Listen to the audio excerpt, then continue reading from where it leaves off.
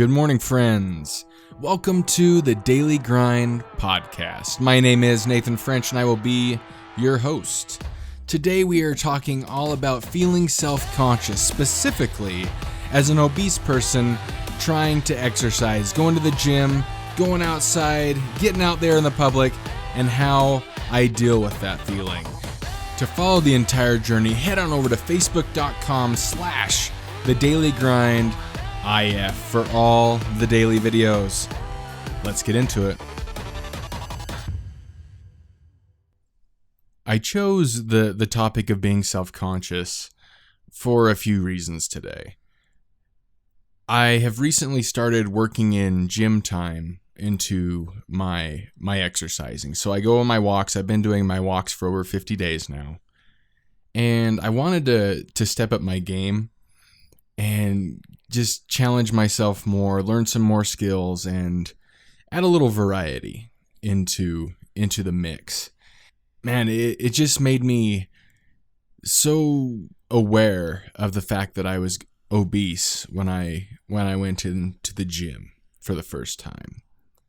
I guess that in my mind, I see myself a certain way when I exercise, right? I think everybody does that to a certain point. And for me, after walking for 50 plus days, I feel like I've got the hang of it, and I feel that I can perform very well when I'm out there, when I'm healthy, when I'm not fighting an injury. I've had enough time doing it, hours and hours, that I think I have pretty good form, and I think I look pretty good doing it at this point. And when I go into a gym, I don't have that at all. It is such a new thing for me. I've been into about every gym in our local city, and I've just never liked it. The one that I'm choosing to go to is actually at a hospital. So it's much more of the environment just feels more beneficial to an obese person such as myself. It's a little bit more friendly and understanding. This is all in my head, right?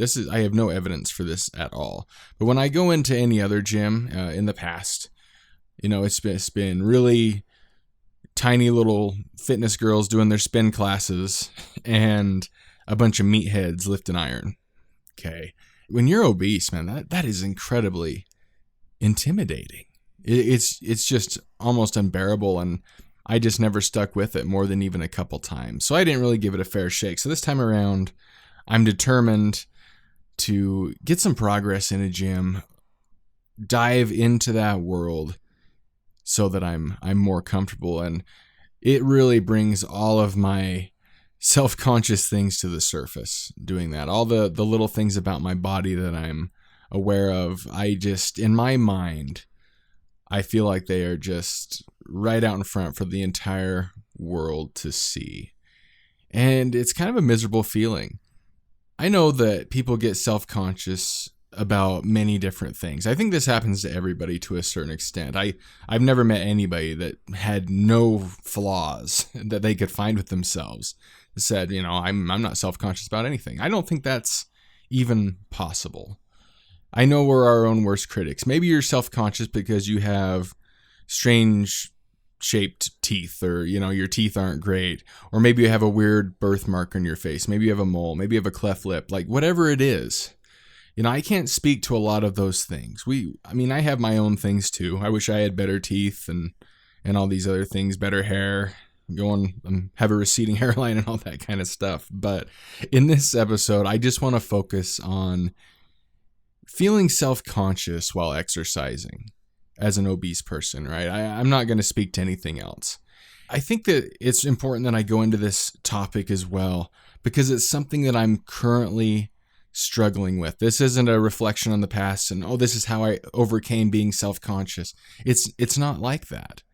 I am literally going through this every single day.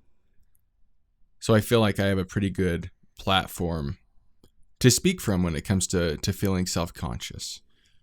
There's a few things that I try to tell myself when I have these feelings creep up. I think of a bird, like a songbird, right? They fly into your yard and they just start singing. So if you really think about that, if you were to go into somebody's yard and just start singing, you'd feel like an idiot, first of all. Second of all, they'd be mad. And it would just be a strange situation. But birds could care less. And most people could care less that they're even there. They're just doing bird stuff. They're just doing their thing. They could care less about how everybody else around them perceives them, right? And that's how I try to be like when I'm exercising. I try to just shut the entire world off. And I say try, not succeed. It's something that I constantly fight, but that's what I try to put my mindset at. And you feel like the entire world is watching you when you pass a person, right? If there's nobody else on the track when I'm out on a walk, man, I feel great. I'm just cruising right along, not a care in the world. But as soon as somebody, especially a fit person, comes running by me or walking by me, immediately that anxiety just jumps up into my throat. And I try to, suck the stomach in, puff out the chest, and pretend that I know what I'm doing. So that I can look better in their eyes. And how ridiculous is that? That we're worried about looking better in somebody else's eyes and not focused on our goal. How wonderful would that be to be like that bird and just not have a single care in the world while we're exercising? And maybe some people are like that. I'm sure some people just want to go out there and show off, but I'm not there at this point. But I try to be completely detached when I go out there from whether it's other people being critical of me or maybe it's people out there giving me praise. I try to be detached from both when I'm exercising. So if it's somebody saying, hey, you're doing a great job, I try to take that to heart as much as somebody saying, hey, you suck at this, which, by the way, nobody has. But I just try to stay completely in the middle and not get excited or discouraged from either thing. A big thing that I also try to tell myself is that it's better to feel self-conscious temporarily, so during your exercises or workouts, than it is for the rest of your life. And I know how disheartening it can be when you go into a restaurant and they sit you down in a booth, and it's one of those tables that's bolted to the ground where you can't move it, and you can't sit there comfortably and even breathe because your stomach's so big. I know what that feels like. I'm 6'5". I have a hard enough time as it is, just being tall, not to mention having a huge waist and huge chest and huge stomach. It's incredibly embarrassing, and that's probably, I've had enough of those experiences. That's probably why it's such a really touchy subject for me to even talk about. I've talked about this before, but my first experience when I was truly ashamed of the way I looked was when I was on a business trip home from Las Vegas so we were getting on the plane and we go to the back and it was me and my wife. And I tried to get the seatbelt around me. And this is a fairly small plane. We had a pretty short distance to travel. Trying to put the seatbelt on, and it wasn't even close. It had a good 6 inches to even go to the buckle. And so I, try to get the flight attendant's attention and say, hey, this doesn't fit. And so she just yells to another flight attendant, hey, we need an extender over here. And everybody turns around and looks at me, and I just wanted to crawl in a hole and hide, right? I just wanted to die at that moment. Just so embarrassing. It was the first time in my life that I was truly ashamed of the way that my body looked and what I let myself get to.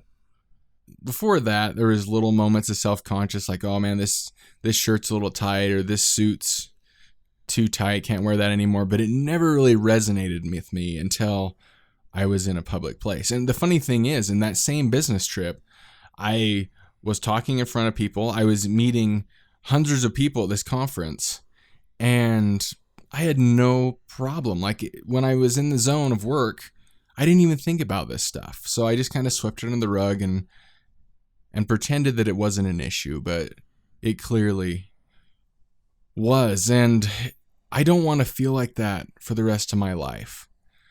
I don't want to be out of breath when I get into a car, out of the car, or walk around the mall, or when I go into a restaurant and have people just look at me like, what in the world are they doing even thinking about eating? That's how I think people view me. The reality is, I think, this is another theory, But I think people could not care less, honestly. So when you're in there exercising, you're passing them on the track or lifting weights, whatever it is, and you're just sweating your guts out and breathing hard and you feel like you're going to hack up a lung, I bet they don't even care. When people are around me and they're doing it, I think that's fantastic. I don't tell them so. But in my mind, I'm like, hey, good for them. When I see a 500-pound person walking around, I think, good job, man. You're trying here.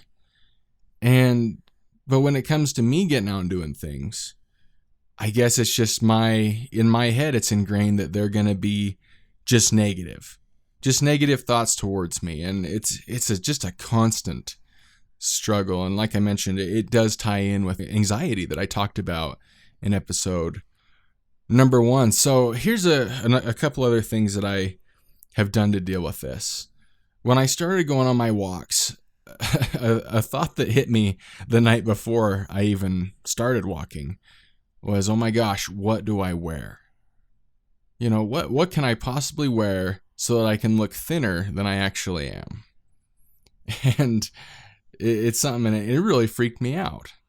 So I find the largest sweater I have and a pair of shorts, and I head out, and I just sweat to death, and it was miserable. So what I started doing was going really early and trying to beat everybody out there, and it just kind of became not feasible as far as schedule wise. Going out that early, it was dark. It was not good. So I got to the point after a couple weeks where I was fairly comfortable with my walking. I was just getting past that really bad first wave of soreness.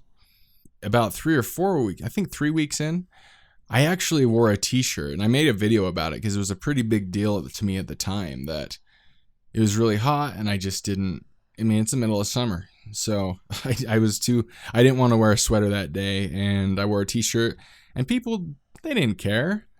They didn't notice any difference. Even the people I say hi to every morning, they didn't seem to, nobody said, hey, you're wearing a t-shirt. That's crazy. They don't care, man. It's all in our heads, but that doesn't mean it's any less real. It's still an issue. So fast forward today, past day 50, and I start going to the gym, and it's that same thing all over again. It's actually a little more complicated this time because other people are going to be there. This gym, for example, is only open from 7 in the morning to 7 at night. So it's guaranteed there is going to be people there. People are going to see me, and I can't afford to build a home gym. Okay. So this is a bridge that I have to cross no matter what. And so I had this struggle that, what do I wear to the gym? And I've seen what other people wear to the gym, and there's no way that's going to happen with me, at least for quite a few pounds. So I'm not gonna be able to blend in. I'm not gonna be able to look normal. I have very few t-shirts that even fit me or that I'd be comfortable wearing without a sweater over top of it. So that's exactly what I did. I wore a big baggy sweater. I put my hood up, I put my headphones on, and I just did my thing. I'm sure I looked a little funny doing that. It was incredibly warm, and I was sweating like crazy. But people probably didn't think nearly that was so weird as I probably perceived they did. They probably could care less, just like when I started walking. But it's just kind of interesting how our minds work. We try to go out and do something, but at the same time, we want to be invisible. When I first started walking, I knew I wasn't good at it. I knew I was limping around. I knew I was walking slow while everybody else is running out there. Well, not everybody, but in my mind, stick with me here. Everybody else is doing their thing and looking great doing it. And for me, I couldn't walk far enough to the edge, of the path. Like I just crept along the outside and hoped that nobody would even see me. And it's so ridiculous, but after doing it for a while, man, I was walking right down the middle and feeling great and saying hi to people, and it just took experience. It just took practice. I know because of that with the gym, I can get to that point as well. But it's probably going to take some time, especially with this. The whole concept is new to me of gyms. I have walked for a great majority of my life, right? Maybe not for exercise, but you walk. And so it's much easier for me to go walk. And that's why I recommend that everybody, if possible, just go start with that, build that confidence, and then take on something new, like I'm trying to right now. But yeah, the gym is somewhere where I feel incredibly self-conscious, and it is such a hard pill to swallow at this point. But as I've proved with the first 30 days of my walking, that you just have to build that habit. It took me about 20 days to build my habit. And that's another funny thing. Like, despite how self-conscious I am and how bad my anxiety is for going to the gym, I want to do it. I want to push myself. I want to keep going. I'm not looking for excuses anymore. My old self, pre this experiment, this project, would be like, going to the gym, feel awkward, I'm gone. Go on a walk, feel awkward, I'm gone. But at this point, this is exactly what I'm looking for. I'm looking for another challenge, because I know for the first time in my life that I can beat this thing, that I can take it head on and come out with a positive result, feeling self-conscious or not. You just gotta focus on that long goal. It's better to feel self-conscious temporarily in the moment right now than it will for the rest of your life. And I just have to keep telling myself that over and over and over until I really understand it. I mean, it's a great mantra. It sounds great, but living it is a completely different thing. And it's just going to take a lot of practice, a lot of sucking it up, and sticking with the plan. Because I don't know, I've been going down the rabbit hole. I'm about to start working some nutrition into my lifestyle as well. I'll save that for another podcast. But I've been going down the rabbit hole online, and there's so many people out there.